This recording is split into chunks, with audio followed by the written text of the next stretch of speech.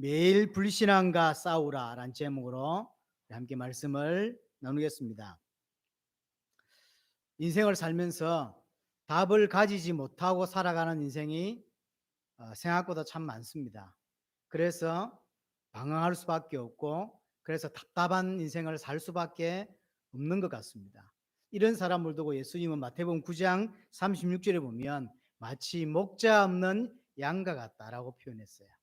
양인데 목자가 없어요. 그럼 어찌 되죠? 그 목자는 양을 잘 돌보고 양이 풀을 잘 뜯을 수 있도록 이런 초장을 잘 준비하고 그들을 이끌어가는 자가 목자인데, 그런 목자가 없는 거예요. 우리 인생에 살아가면서 그런 우리를 인도할 수 있는 목자가 없다면 어떻게 되겠냐는 거죠. 그럼 뻔한 거죠. 고생할 수밖에 없고, 사실은 방황할 수밖에 없고, 그럴 수밖에 없는 거죠. 저는 이 본문을 마태복음 9장 이야기를 읽을 때마다 그런 생각을 합니다. 제가 청년 때 우리 하랑이보다 조금 나이가 더 적을 때라고 기억을 하는데요. 추석 때 집에서 할 일 없는 사람이 있으면 교회로 와라 이랬더니 한 9명 왔어요. 그 9명을 데리고 지리산을 갔어요. 집에서 별 할 일 없다고 하니까 지리산 이제 등산을 한 거죠.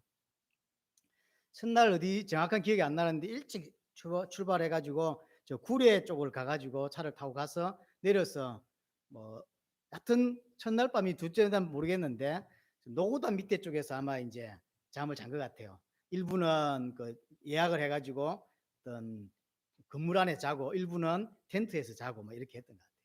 그리고는 둘째 날인지 셋째 날인지 노가단 정상인지 어디를 찍고 일찍 일어나서 찍고 이제 하산을 합니다. 그날이 토요일이라. 그래서 토요일 저녁에 그 당시엔 전도학교라고 하는 게 있었습니다.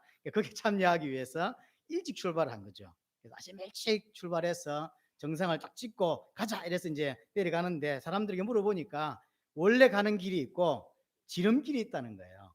그 지름길을 따라 사람들이 몇 팀이 내려가더라고. 우리도 그대로 내려갔죠.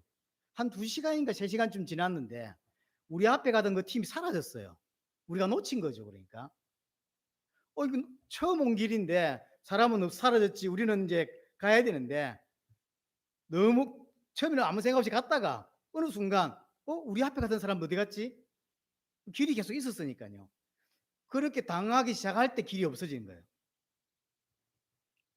방법이 있습니까? 다시 올라가는 것도 벌써 몇 시간 내려왔고 내려가는 거다. 분명히 길이 있다. 그래서 이제 이 계곡을 따라서 갈 수 있는 제가 제일 앞장서고, 그래서 자매들도 몇 사람 있었거든요. 기타 들고 온 친구도 있지 뭐 짐도 있지. 이래 갖고 내려가는데 끝이 없는 거예요. 끝이.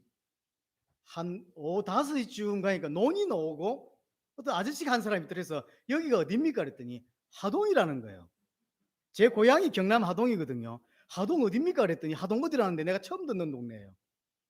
여기가 그러면 차를 타고 부산을 가야 되는데 어떻게 해야 되면 부산? 여기는 하루에 차가 딱 한 대 올라오고 내려간다는 거죠. 왔다 갔다 하는 거예요 벌써. 왔다 갔다 하는 거예요. 야, 큰일 났네. 그럼 어떻게 하면 됩니까? 그랬더니 일단 여기서 걸어서 또 한 1 시간 반 이상을 더 내려가면 본 동네가 나오고 그 본 동네에서 이제 하동읍까지 갈 수 있는 버스가 하루에 한두 대 있고 거기에서 하동읍 쪽에서 가서 이제 부산으로 갈 수 있는 차를 타라는 거죠. 걸어서 이제 본 동네라는 데 갔는데 그때가 벌써 7시가 넘었죠. 7시, 8시가 돼 버린 거죠. 그러니까 아침 7시, 8시 출발해 가지고 12시간을 걸어서 지리산을 내려온 거예요. 내려오면서 느낀 게 있었습니다. 옛날에 어릴 때 자랄 때 지리산에 공비가 나타나면 뭐 경찰들이 못 잡는다 이런 말이 있었는데 이해가 되더라고요. 열 몇 시간을 내려오는데 사람 한 사람 구경하기 힘든 거예요. 9명이 그렇게 이제 내려와서 그때 기억이 납니다.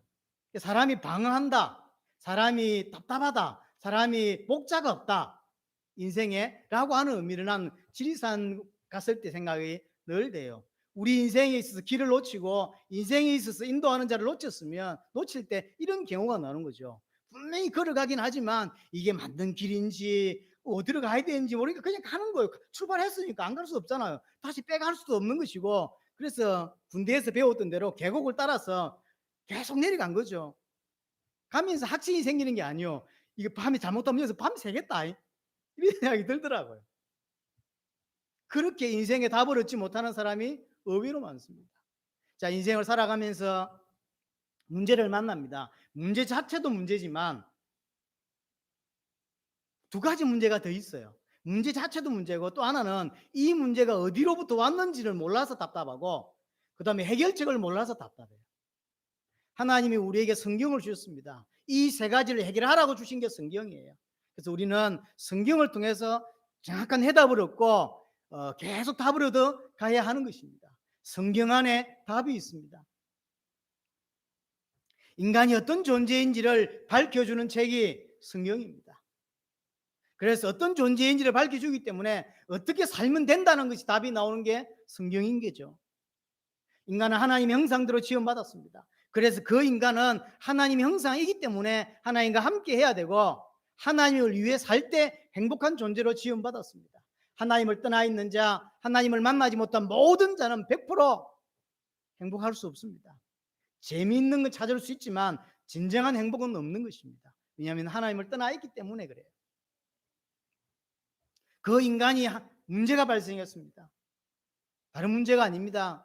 육신의 문제도 아니고 정확히 말하면 정신의 문제도 아니요. 육신의 문제 이전에 정신의 문제 이전에 영적인 문제가 있는 것입니다. 사단의 역사로 말미암아 죄를 지었고 그래서 인간이 하나님과 단절되는 인간은 절대로 알 수 없는 문제를 인간이 가지게 된 거예요. 그래서 해결할 수 없고 해결할 수 있는 힘도 없습니다. 그래서 성경은 그 해결책이 뭔지를 제시하고 있습니다. 그 이름이 그리스도입니다. 이렇게 정확한 인생이 어떻게 시작되었고 문제가 뭐며 어떻게 해결될 수 있는지를 답을 가진 사람을 성도라고 말하고 그 성도 또한 계속해서 성경을 통해서 우리가 여러 가지 문제를 만났을 때 거울로 삼고 본보기로 삼기 위해서 주신 게 또한 성경인 거예요. 우리가 느끼는 고민과 갈등은 성경 안에 담겨 있습니다. 우리가 어떤 문제를 놓고 고민할 때 그 고민의 해답은 성경 안에 있다는 거죠. 그래서 바울은 고린도전서 10장 11절에 보면 우리에게 본보기가 되고 뭔가를 깨닫게 하기 위해서 성경을 주셨다라고 표현하고 있고 바울은 로마서 15장에 우리에게 교훈을 주시기 위해서 성경을 주셨다라고 표현합니다. 오늘 우리 계속 히브리서를 보고 있습니다. 히브리서의 배경이 되는 그 성도들이 쉽게 말하면 신앙의 어려움을 만나게 된 거죠. 뒤로 물러서는 사람들이 생겼고 믿음에서 떠나는 사람들이 생긴 거죠. 옛날로 돌아가는 거죠. 또 어떤 분류는 유대교로 돌아가는 일이 벌어진 거죠. 얕은 신앙의 어려움을 어려움이 온 거예요. 그래서 먼저 행동을 취한 사람도 있고 어떤 사람은 갈등하고 있는 거죠. 나도 따라가야 되는가? 나도 유대교로 가야 되는가? 나도 신앙을 버려야 되는가? 라고는 갈등을 하는 사람들에게 쓴 편지가 이 편지죠. 그래서 답을 주고 있는 거죠. 우리 또한 마찬가지입니다. 이들이 히브리서를 통하여 어떤 사람은 분명히 답을 얻을 것입니다. 우리는 오늘 말씀을 통하여 인생의 답을 얻고 하나님의 인도를 받는 날이 분명히 되어져야 하는 것이죠. 오늘 3장 1절에 보시면 이렇게 표현되어 있습니다. 3장 7절에 그러므로 성령이 이르신 바와 같이, 성령이 이르신 바와 같이란 말은 성경에서 말했듯이라는 뜻이에요. 성경의 저자가 성령이시죠. 그래서 디모데 후서에 말한 대로 하나님의 감동으로 기록되었다라고 표현해요. 하나님의 감동으로. 그래서 오늘 7절에 말한 성령이 이런 바와 같이란 말은 성경에서 미리 우리에게 교훈을 주시기 위해서 거울로 삼기 위해서 기록된 것들이 많이 있지 않냐. 그래서 오늘 그 답을 얻으라 라고 하는 거죠. 그 답을 얻으라고 하면서 어떤 이야기를 했죠? 7절부터 19절까지 이스라엘이 출애굽한 사건 이야기를 했어요. 출애굽한 사건. 그 보세요. 오늘 너희가 그의 음성을 듣거든 그렇게 표현했습니다. 강야에서 시험하던 날을 기억하라는 거죠. 그래서 완고하게 하지 말라.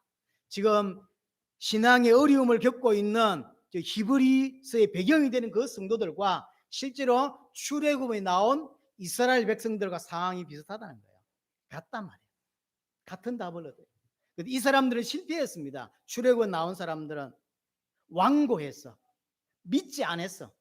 완고하단 말은 다른 표현으로 완악하다는 표현이고, 옛날 성경으로 번역하자면 강팍하다는 거죠. 하나님을 향하여 마음이 굳어져 있는 걸 말해요. 하나님을 신뢰하지 않는 거, 하나님을 믿지 않는 거, 그래서 순종하지 않는 걸 완고라고 표현하는 거예요.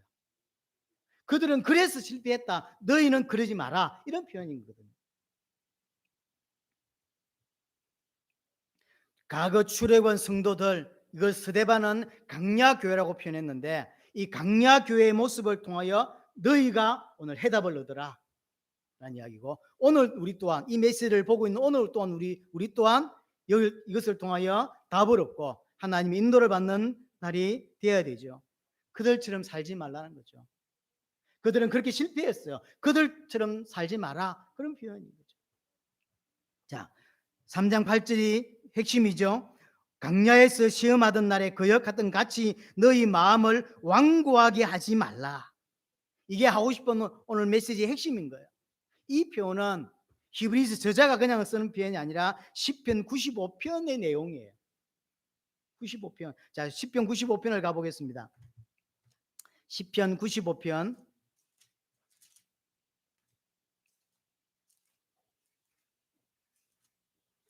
시편 95편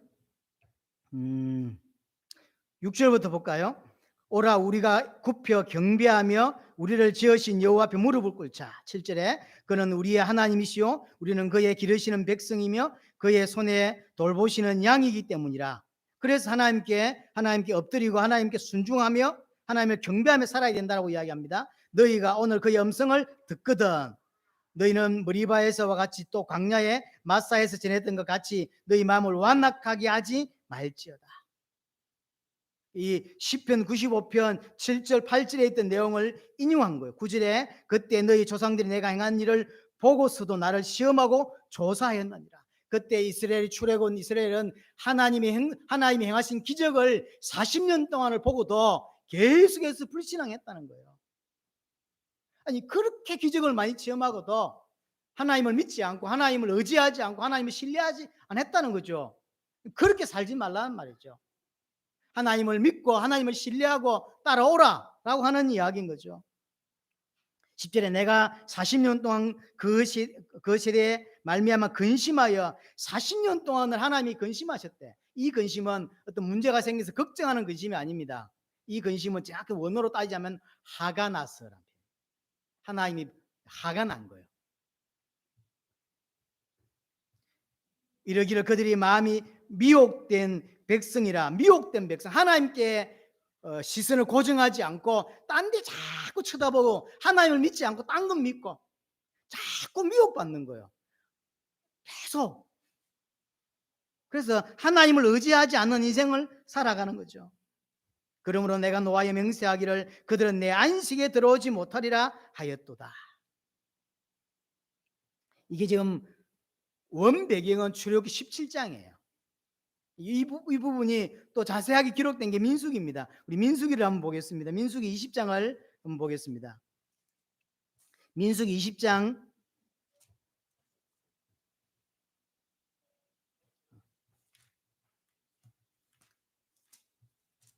민수기 20장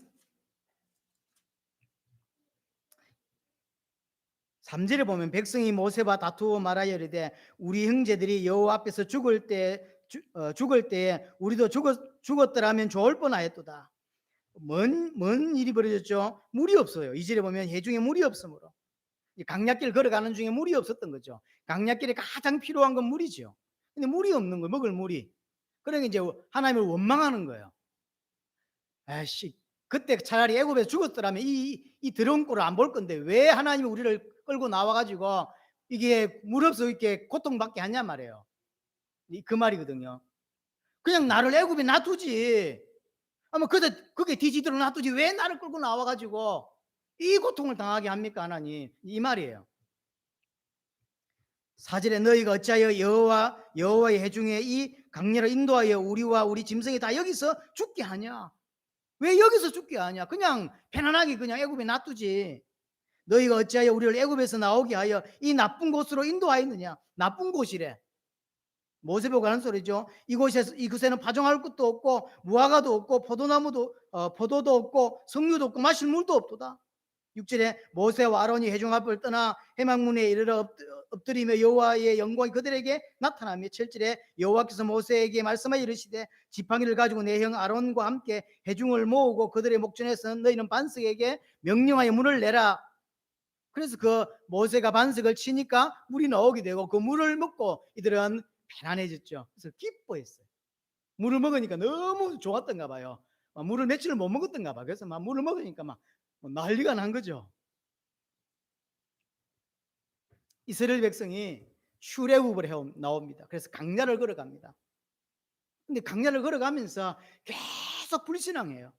그리고 불신앙하니까 원망하고 불평하고 사건 터질 때마다 가장 결정적인 사건이 가데스 바네아의 사건이죠.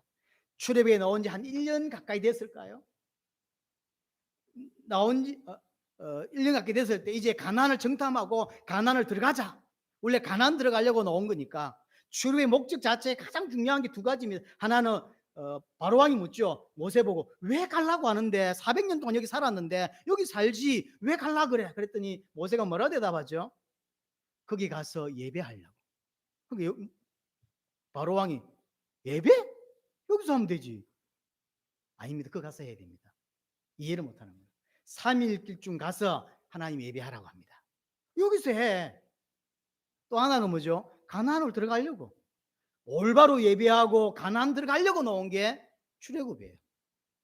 우리의 구원이 그런 거예요. 왜 하나님 나를 구원했냐면 두 가지예요. 하나는 똑바로 하나님을 섬기게 하려고. 또 하나는 세계복음을 완성하려고. 그렇게 하나님이 불러냈는데 나와서 계속 불평하는 거예요. 그러다 이제 가데스 바네아에서 가나안을 정복하기 위해서 사람 12명을 뽑아가지고 정탐꾼을 보내죠. 갔다 와서 사람들이 막 난리를 칩니다. 한번 볼까요? 민수기 13장을 가보겠습니다. 13장 32절 33절을 보겠습니다. 13장 32절 이스라엘 자손 앞에서 그 정탐한 땅을 악평하여 이르되 우리가 두루 다니며 정탐한 땅은 그 주민을 삼키는 땅이요 거기서 본 모든 백성의 신장은 장대한 자들이며 거기서 네피림 후손인 아낙 자손의 거인들을 보았나니 우리는 스스로 보기에 메뚜기 같으니 그들이 우리에게 그와 같을 것이라. 그러니 그 말을 들은 14장 1절에 온 백성이 소리 높여 부르짖으며 백성이 밤새도록 통곡하였더라. 이스라엘 자손이 다 모세와 아론을 원망하여 온 회중이 그들에게 이르되 우리가 애굽 땅에서 죽었거나 이 땅에서 죽었으면 좋았을 것을 어찌하여 여호와가 우리를 이 땅으로 인도하여 칼에 쓰러지게 하려 하는가? 우리 처자가 사로잡히려니 애굽으로 돌아가는 것이 낫지 아니하냐? 밤새 통곡하고 울고 그래서 모세를 원망하고 아론을 원망하고 하나님을 원망하게 되는 일이 벌어진 거죠. 참 보통 일이 아니죠. 이 사건 때문에 사실은 이스라엘 백성들이 40년 강야 생활을 하게 되는 거죠. 여하튼 이스라엘 백성들은 출애굽에 나온 이후부터 계속 원망해요. 계속 불평해요. 하나님을 불신앙합니다. 오늘 본문에도 봤듯이 9절에 보세요. 거기서 너 열조가 나를 시험하여 정음하고 40년 동안 나의 행사를 보았느니라. 40년 동안 하나님이 기적을 봤어요. 처음에 애굽에 나올 때 10가지 재앙을 봤죠. 나와서 홍해를 건넜습니다. 이게 보통 사건인가요? 홍해를 건넌 사건이 보통 사건일까요? 여러분들 인생에 홍해 같은 사건이 한번 벌어지면 일평생 할 말이잖아요. 일평생. 종 목사는 군대에서 폭탄 한번 맞았는데 지금까지 써먹는 거 보세요.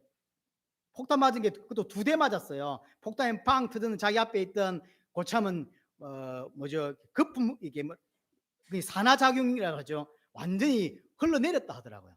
그대로 즉사 종 목사는 그 뒤에 7m 뒤에 서 있다가 눈을 떴는데 병원인 거죠. 헬리콥터를 타고 바로 이송됐는데 2대가 맞은 거죠. 하나는 지금도 왼쪽 다리에 복숭아뼈에 박혀 있어요. 또 하나는 꽂아놨던 그 기도 카드에 그게 탁 꽂혔던 거죠. 그 사건 때문에 제 친구가 인생이 바뀐 거예요. 하나님 나를 살리셨다.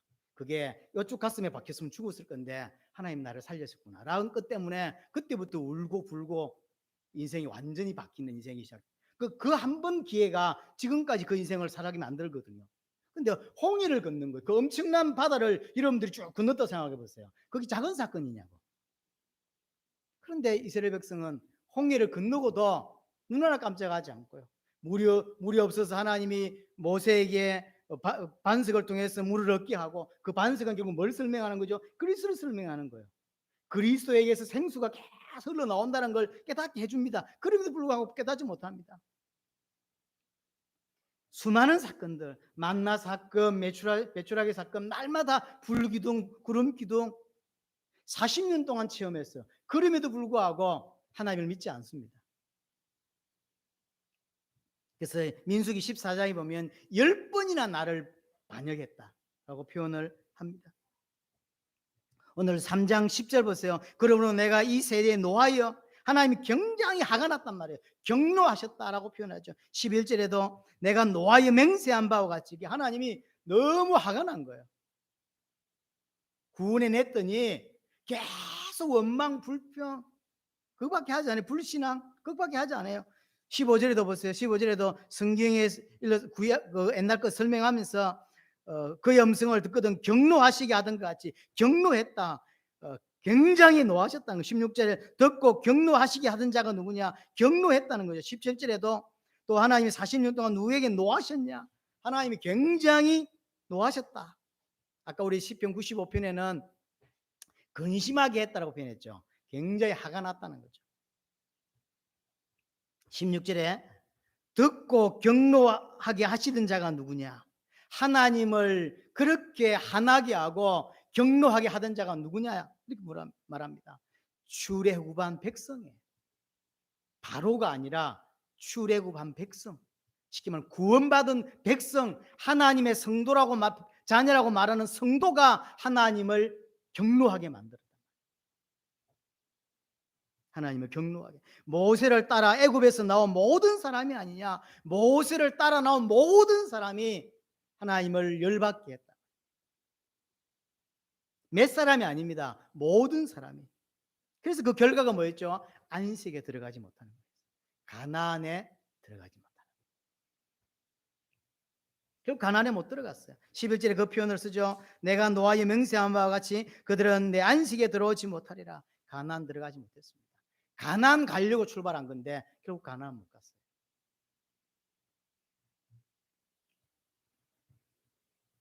민수기 14장에 보면 출애굽에 나온 사람 중에서 딱 두 사람만이 가나안을 들어갑니다. 그 사람이 여호수아, 갈렙이죠. 자, 몇 명이 출발했을 거예요? 학자마다 좀 많이 다른데 대부분의 학자들은 200만 명 중에 200만 명이 출발했다고 생각을 해요. 그러나 이 숫자는 알 수는 없습니다. 반대하는 사람들도 많습니다. 왜 그러냐면 야곱의 후손들이, 정확히 말하면 요셉의 형제들이 가나안을 들어가게 되죠. 그로부터 430년 만에 이스라엘이 빠져나오게 됩니다. 430년, 그래서 70명의 가족이 살면서 가족이 200만 명이 될 수 있냐라고 하는 문제가 있어요. 정확히는 알 수 없어요. 성경에는 뭐만 나와 있냐면 앞에 앞서간 장정이 60만 명이었다고 돼 있어요. 60만 명이니까 합치면 한 200만 명 되지 않겠냐?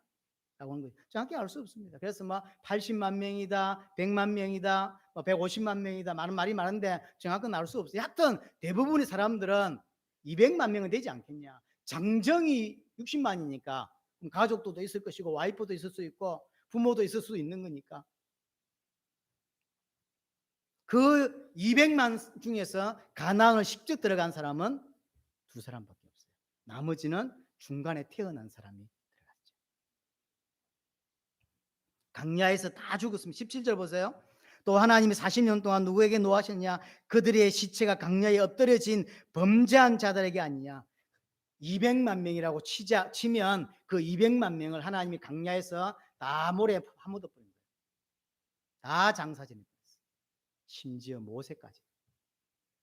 19절에 보세요. 이로 보건대 그들이 믿지 아니함으로 능히 들어가지 못한 것이라. 여기에 누구도 포함되죠? 모세도 포함돼요. 모세도 결국 가나안에 들어가지 못한 거죠. 이 이야기는 정말로 잘 아는 이야기입니다. 그렇죠? 이스라엘 백성들이 정말로 잘 아는 이야기를 지금 신앙의 어려움을 겪고 있는 성도들에게 어떤 면에서는 권면이고 어떤 면에서는 경고죠. 지금 이스라엘 백성들이 출애굽에 나와서 강야교를 걸어가고 있는 이 모습이나 지금 너희들이 신앙생활 있는 모습이 비슷하다는 거죠. 같다는 거죠.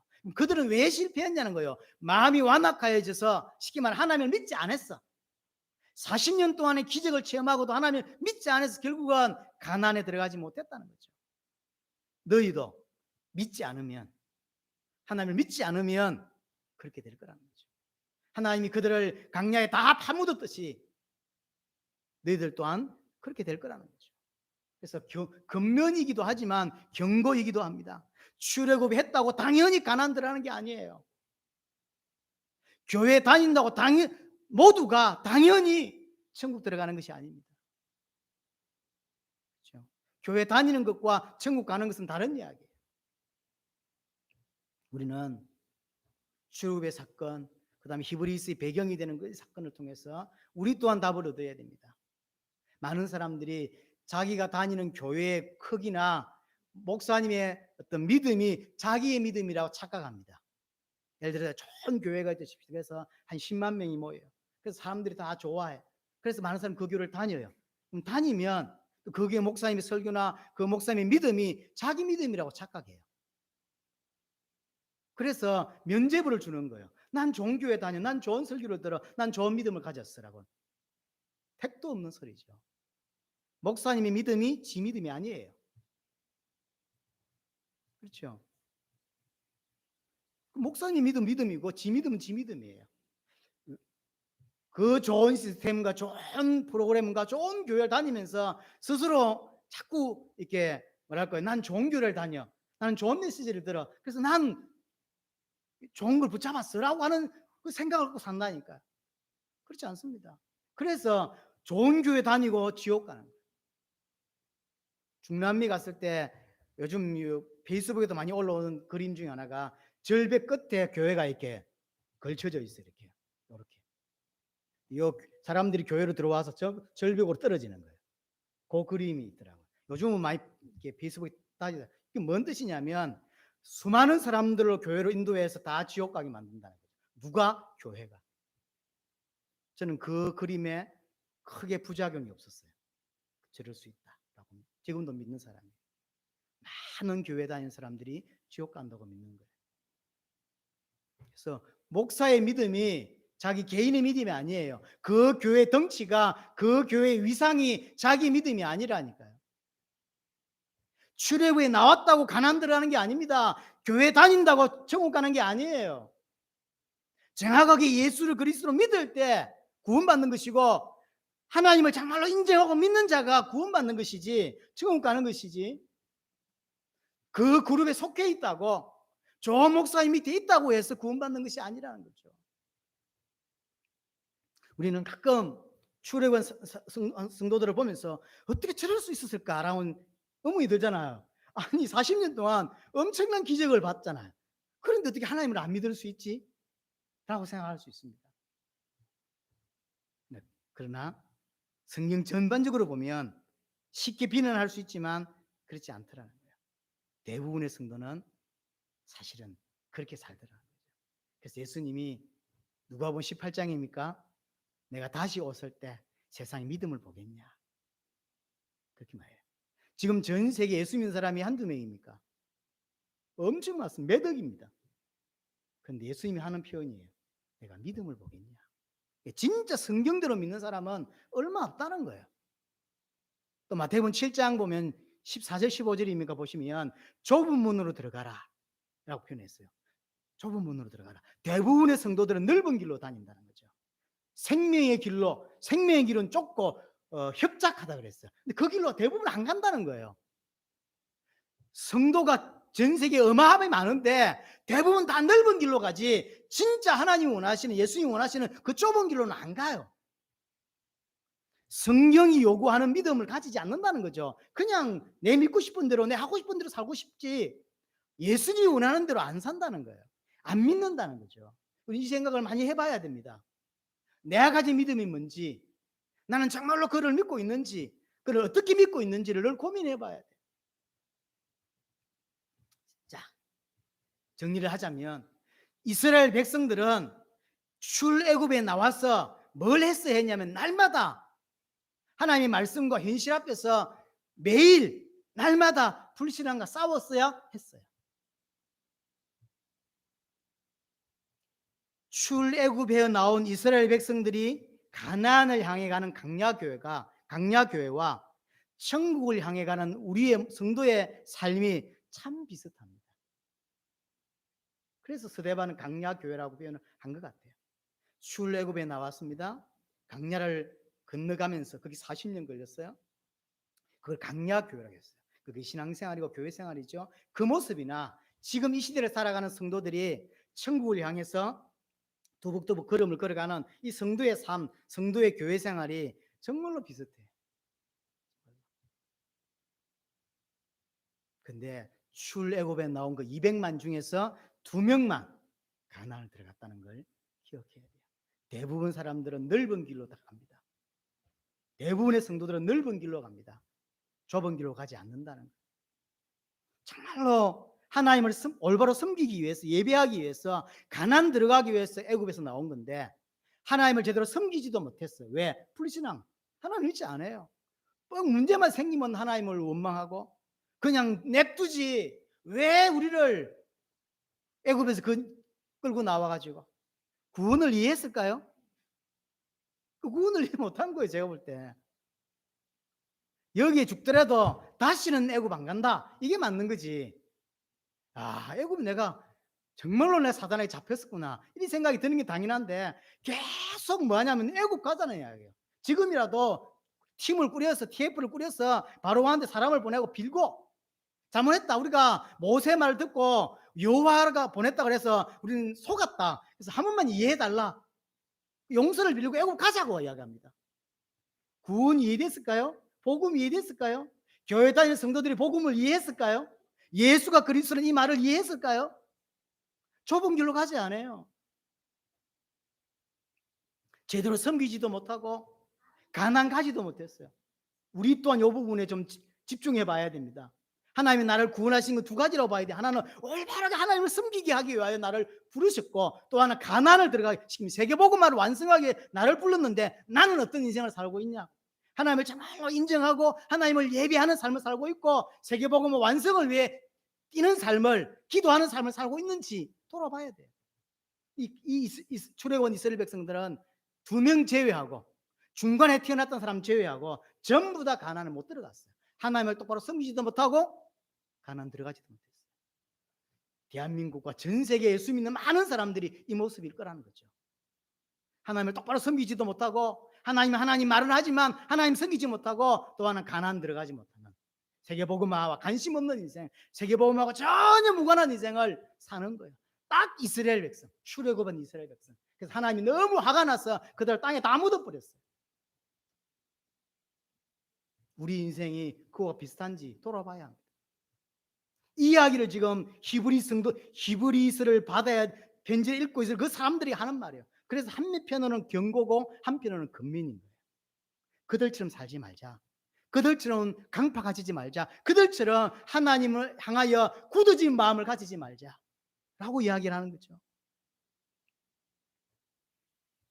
자, 하나님이 출애굽을 시켰습니다. 이스라엘 백성을. 자세히 성경을 자세히 읽어보면 출애굽을 시켜가지고 이스라엘 백성을 홍해 앞으로 데려가요. 쉽게 말해 홍해 앞으로 끌고 간 분이 하나님이에요. 왜 그랬을까요? 이유는 하나예요. 믿음 때문에. 이게 왜 필요했냐면 이스라엘 백성들이 출애굽에 급하게 나왔다니까요. 430년 하나님 모르고 살다가 모세를 통하여 설득을 당한 거죠. 그래서 급하게 피 바르려고 피 바르고 이게 뭔 말인지도 모르고 급하게 빠져나왔어요. 그래서 사실은 급하게 빠져나오면서 깊이 있게 모르는 게 몇 가지 있어요. 구원을 받았는데 구원이 잘 몰라요. 하나님을 섬기러 나왔는데 하나님을 잘 몰라요. 가나안을 향해 나갔는데 가나안에 정복한다는 게 뭔 말인지 잘 몰라요. 이해되시죠? 급하게 빠져나왔다고. 오랜 시간 준비하고 하나님을 잘 알고 그래서 나온 게 아니라 급하게 나왔어요. 그래서 사실은 가지고 있는 자기들의 믿음, 가지고 있는 그것이 영적인 비밀이 뭔지를 잘 깊이 있게 모른다니까. 구원 받았는데 구원이 뭔지를 잘 모르고 하나님을 섬기러 나왔는데 하나님은 누군지를 잘 몰라요. 그냥 전통적으로 들어서 알 뿐이지. 그래서 그들에게 뭐가 필요했냐면 믿음이 필요해요. 왜냐하면 가나안은 누가 들어갈 수 있죠? 믿음으로 들어갈 수 있어요. 최신식 무기나 최신식 전략으로 가나안을 정복하는 게 아니에요. 믿음 있는 자가 들어가요. 그래서 모세도 가나안을 못 들어가게 한 이유가 뭐냐면 하나님을 믿지 않았기 때문에. 이 6월절에 어린 양이 피를 바르고 쫓아나왔는데 이게 뭔 말인지를 못 알아들었어요, 지금. 그래서 홍해 사건을 통하여 우리가 가진 믿음이 뭐구나, 내가 구원받았다는 게 뭐 말이구나, 이게 이해시켜야 됐었어요. 그래서 홍해를 만납니다. 처음엔 두려웠겠죠. 홍해를 탁 건너면서 내 모든 문제가 끝났구나, 하나님이 나와 함께 하시는구나, 하나님이 나를 인도하시는구나 라고 깨달았었어야 했어요. 그게 홍해의 목적이에요. 출애굽에 나왔을 때 이 6월절의 비밀이 뭔지를 깊이 있게 소화 못했단 말이에요. 그래서 홍해를 거치게 하는 거죠. 홍해에 죽을 줄 알았어요. 홍해 앞에 섰는데 진퇴양난이죠. 애국 군사가 들어와. 그래서 홍해에 빠져 죽든지 애국 군사에 맞아 죽든지 둘 중에 하나 할 줄 알았어. 근데 한 명도 애국 군사에 죽지 않고 한 명도 물에 빠져 죽지 않았어요. 이걸 통과하면서 어떤 믿음을 가졌어야 했냐면 예수가 그리스도구나, 모든 문제 끝났구나, 애국에서 빠져나왔구나 라고 하는 믿음. 하나님이 나와 함께 하시는구나. 이제 어떤 문제를 만나도, 홍해를 만나든 애국 군사를 만나든 어떤 문제를 만나든 상관이 없구나, 다 끝났구나, 하나님이 나와 함께 하시는 게 맞구나 라고 하는 응답을 받았어야 했어요. 라고 하는 믿음을 가졌었어야 했어요. 근데 홍해만 건넜지 믿음을 못 가진 거죠. 만약에 홍해에서 제대로 응답을 받았다면 물이 없어졌어요. 어떻게 했죠? 홍해를 인도하신 하나님이 10가지 재앙으로 우리를 애굽에서 건져내신 그 하나님이 이번에도 해결하실 것이다, 이번에 물 주실 것이다, 물 안 준다? 할 수 없다, 죽는 거다, 애굽은 돌아갈 수 없다, 이게 맞는 거죠. 나를 구원하신 그 하나님이, 사단의 손에 건져내신 그 하나님이 나를 이끌고 오셨는데 만약 여기서 죽는다면 할 수 없는 거다, 그게 맞는 건데 홍해를 건너면서 응답을 받지 못하고 마라의 썸물에서 응답을 받지 못해요. 사실은 하나님 원하시는 믿음을 자기에게 심지 못해요. 계속 불신앙합니다. 돌아가 보세요. 이스라엘 백성들이 애국 군사에게 칼에 찔려 죽은 자가 있나요? 없어요. 홍해에 빠져 죽은 자가 있나요? 없어요. 물이 없어서 죽은 자가 있나요? 없어요. 옷이 없어서 죽은 자가 있나요? 없어요. 왜 죽었죠? 믿음이 없어서 죽었어요.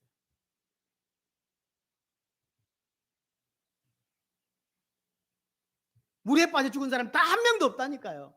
물이 없어 목말라 죽은 사람이 딱 한 명도 없어요. 근데 그들에게 믿음이 없는 거예요.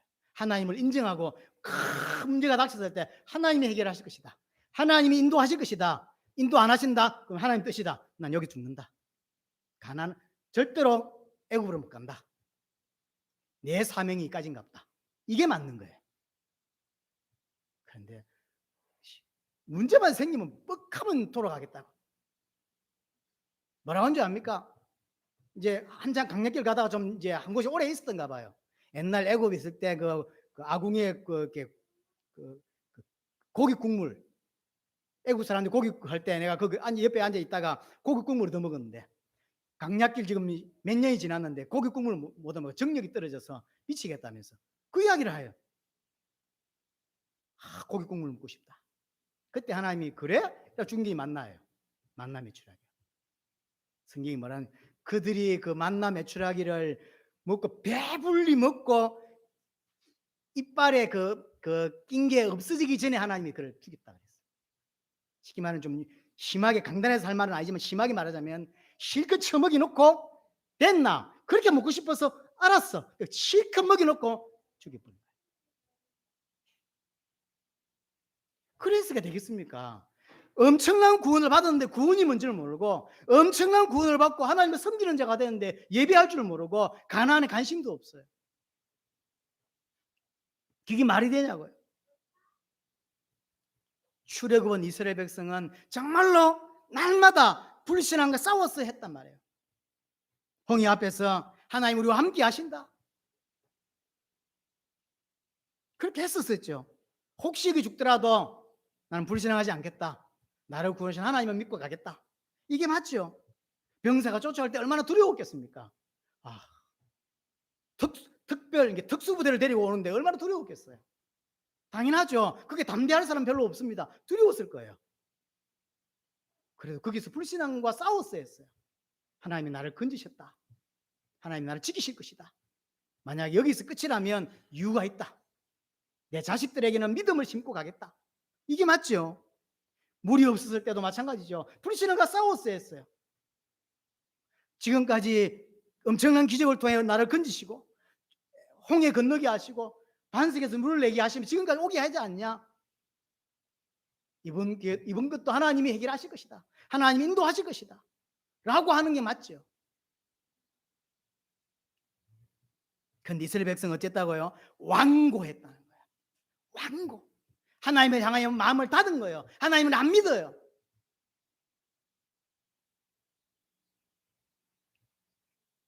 그래서 참 재미난 표현이 뭐냐면 8절이 시편 95편 7절 8절이잖아요. 이것이 3번이나 나옵니다. 15절에도 보시면 거기 나오죠. 4장 7절에도 보시면 오늘 너희가 그의 음성을 듣거든 너희가 마음을 완고하게 하지 말라. 3번이나 인용을 합니다. 똑같은 성경 구절을 3번이나 인용을 하면서 그렇게 하지 말라는 거예요. 10절 보세요. 그러면 내가 이 세대에 놓아여 이르기를 그들이 항상 마음이 미혹되어 구원받아 놓고 하나님께 관심이 없고 항상 마음이 미혹되어 있을 때, 항상 마음이 딴 데 관심이 많아요. 딴 데 자꾸 생각이 빼앗겨요. 그리스도에 집중하지 못하고 예수님을 깊이 생각하지 못하고 내 눈을 그분께 고정시키지 못하고 딴 생각, 딴 데만 관심이 있어요. 구원에 관심이 없어요. 하나님하고는 관심이 없어요. 딴 생각 계속 하는 거예요. 계속 미혹됐다 그랬어요. 내 길을 알지 못하는도다. 하나님 원하시는 그 계획 관심 없어요. 세계복음화 뭐든지 교회가 뭐든지 막 관심 없어. 그냥 내 응답 받는 게 중요하지. 그 인생을 사는 거예요. 그래서 하나님이 너무 분해하면서 하는 말이에요. 12절에 뭐라고 말하냐면 12절 보세요. 형제들아 너희가 삼가 혹 너희 중에 누가 믿지 아니하는 악한 마음을 품고 믿지 아니하는 악한 마음. 하나님 볼 때 가장 악한 자가 이거예요. 믿지 않는 하나님을 의지하지 않고 하나님을 신뢰하지 않는 하나님 믿지 않아요. 지 인생을 위해서 하나님을 이용하는 거지. 하나님이 가장 악하게 생각하는 자. 19절에 믿지 아니함으로 능히 들어가지 못했다 라고 표현합니다. 이스라엘은 정말로 믿음과 싸워야 했을 거예요. 그래서 이 믿음의 걸음을 어렵지만 한 걸음씩 걸어갔어야 했습니다. 지금 히브리서의 배경인 이 사람들이 신앙의 어려움을 당했습니다. 뭐 하란 말이죠? 불신앙과 싸우라는 이야기예요. 그리고 믿음의 걸음은 어렵지만 믿음의 인생을 믿음의 걸음을 걸어가라. 우리 보고도 똑같은 말이에요. 여러분도 앞에 많은 사건과 문제가 옵니다. 하나님의 말씀과 현실이 너무 차이 나는 도저히 하나님의 말씀을 따를 수 없는 말이 안 되는 하나님은 진짜 인생을 너무 모르셔. 말이 안 되죠. 이런 게 있어요. 없습니까? 있습니다. 그때 불신앙하지 말고 믿음의 걸음을 옮기라고 말하는 거예요. 믿음의 걸음을 옮기라고 말하는 거예요. 불신앙과 싸웠어야 했습니다. 기회만 되면 애국 가자고 막. 이 히브리 배경이 되는 사람들은 결국 유대교로 돌아갔잖아. 자꾸 돌아가요. 우리 또한 마찬가지입니다. 문제만 생기면 각오로 돌아가고 문제만 생기면 불신앙으로 돌아가고 우리는 불신앙과 싸우는 자가 돼야 돼요. 그것도 13절에 매일이라고 했어요. 13절 보십시오. 오직 오늘이라 일컫는 동안에 매일 피차 건면하며 매일 싸워야 돼요. 매일 불신앙과 또 하나 매일 그다음에 오늘 그러면 예수가 그리스도라고 하는 이 믿음이 오늘 내 믿음이 되도록 어제의 믿음도 중요합니다. 그러나 진짜 중요한 것은 오늘이에요. 오늘 나는 예수를 그리스도로 믿어야 돼. 10년 전에 그렇게 믿고 10년 전에 그렇게 사는 게 중요하지 않습니다. 분명히 그렇게 살았다는 것이 내게 영향을 줄 수는 있습니다. 그러나 성경에서 말하는 건 오늘이에요. 과거는 지나갔습니다. 미래는 아직 안 왔습니다. 오늘 내가 하나님 앞에서 올바른 신앙을 가지는 게 중요해요. 우리 성경에는 그냥 오늘이라 이렇게 되어 있지만 영어 성경에는 오늘에다가 그 다음에 컴마를 붙였어요. 쉬고 마침표가 아니라 쉬고 오늘 설명해. 오늘 나는 예수를 그리스도로 믿는 믿음이 필요한 거예요. 이것이 쌓여야 돼. 그래서 14절에 말한 대로 끝까지 그걸 붙잡는 거죠. 매일 불신앙과 싸워야 되고 오늘 우리는 정확한 믿음을 가져야 되고 그걸 끝까지 붙잡는 거예요. 완고하게 되지 않도록 끝까지. 그러면서 또 하나 13절에 보시면 이런 표현이 있습니다. 오늘 오직 오늘이라 일컫는 동안에 매일 피차 근면하여. 자, 신앙의 갈등을 느끼거나 신앙의 어려움을 있으면 피차 근면해 달라 그랬어요. 우리는 가족이에요. 그래서 이것도 필요합니다. 옆에 어려움을 당하는 성도가 있으면 기도해 주고, 어려운 성도면 신방해 주고, 어려운 성도가 있으면 가서 위로해 주고, 이런 길이 올바른 길이지 않겠냐라고 근면하는 것이 굉장히 중요하다고 이야기해요. 내 개인은 계속 불신앙과 싸워야 돼요. 오늘 신앙 고백이 되게 해야 돼요. 그리고 주위의 사람이 그렇게 된다면, 그런 어려움을 갖고 있다면 그들을 도우라는 거예요. 그들을 힘을 얻도록 그들을 위해 기도해 주고, 어떤 사람은 가서 밥 한 끼 먹어주고, 전화해 주고, 문자 한번 보내주고, 그렇게 하라는 거예요. 그게 가족이에요. 그게 가족이에요. 자, 이렇게 할 수 있는 중요한 원동력이 되는 게 뭐냐면 하나님의 말씀에 귀 기울이는 거예요. 민수기 14장 22절에 보면 내 말을 청종하지 않았다라고 표현했어요. 완고하다는 다른 표현으로 청종하지 않았다는 표현이 있어요. 우리가 불신앙을 이기게 하는, 우리가 성도를 돌아보게 하고 성도들을 힘을 세우게 하는, 힘을 주게 하는 중요한 어떤 이게 근원이 될 수 있는 게 뭐냐면 하나님 말씀에 귀 기울이는 거예요. 경청하는 거죠. 청종하는 거예요. 이것이 있어야만 나도 힘을 얻고 사람을 도울 수 있는 거예요. 말씀을 놓친다 모든 걸 놓쳤다고 볼 수 있습니다. 말씀을 놓치지 않고 말씀에 귀 기울이고, 그래서 하나님을 신뢰하고 불신앙과 싸우고, 그래서 믿음의 인생에 믿음의 걸음을 걸어가는, 출애굽을 시켰던 하나님의 목적 그대로 살면서 남은 인생 정말 하나님을 올바르게 섬기고, 또 하나 세계복음화를 완성할 수 있는 인생으로 사는 은혜가 여러분에게 꼭 있게 되기를 바랍니다. 우리 말씀 붙잡고